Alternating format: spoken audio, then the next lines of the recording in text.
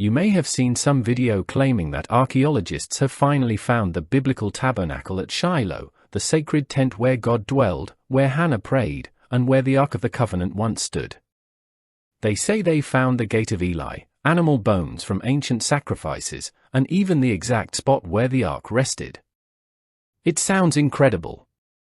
But is it true? Let's look at what's actually been found, and separate fact from faith-based interpretation. First, Shiloh was a real place. Excavations have been ongoing for decades, and since 2017, a team led by Dr. Scott Stripling has been digging there under the Associates for Biblical Research, ABR.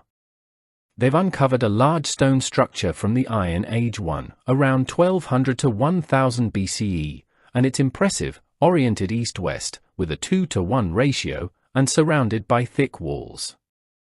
The team suggests this could be the tabernacle. But here's the problem: the biblical tabernacle, as described in Exodus, was a portable tent. Made of fabrics, wood, and bronze.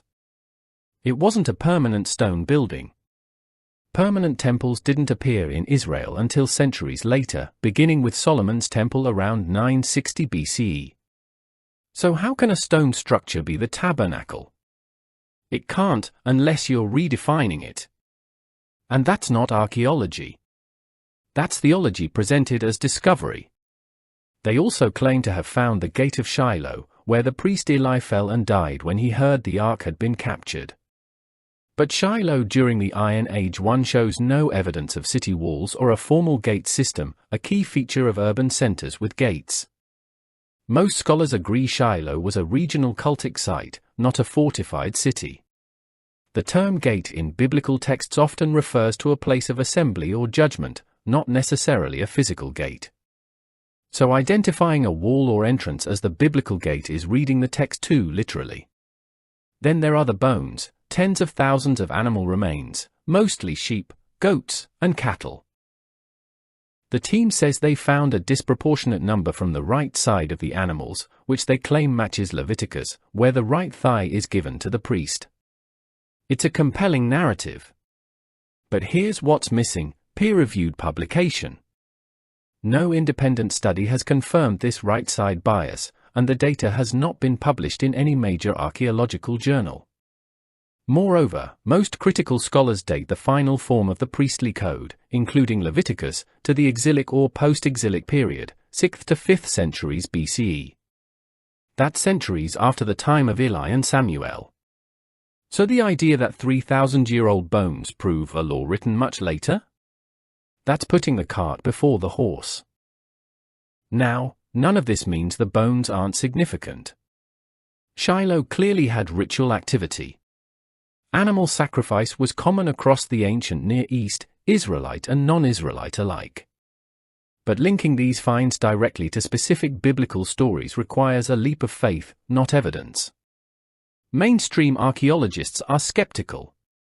Israel Finkelstein, a leading expert on ancient Israel, notes that the archaeological record for the period of the Judges is sparse and ambiguous, and there's no clear evidence of a centralized religious site like Shiloh at this scale. William Dever, another prominent archaeologist, warns against biblical literalism in archaeology, arguing that the field should seek historical understanding, not proof of scripture.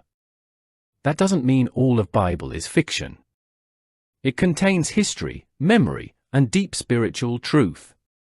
But it's not a modern history book, and archaeology shouldn't be used to prove it at all costs. The team at Shiloh is doing real work. They're excavating, recording, and sharing their findings. That's valuable. But when they say, "You're standing where the Ark of the Covenant was," they're not making a scientific claim, they're making a religious one. And that's okay, for a sermon. But it's not proof. So did they find the tabernacle? No.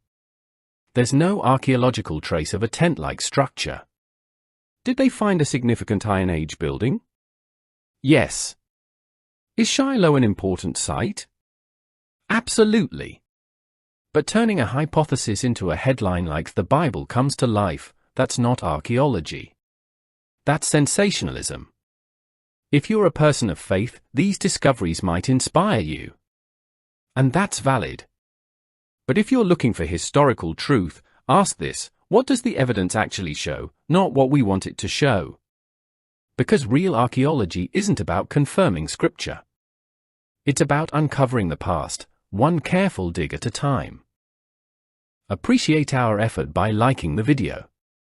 Join us on the journey and let us know your thoughts in the comments section below. Let's have a respectful discussion for value addition.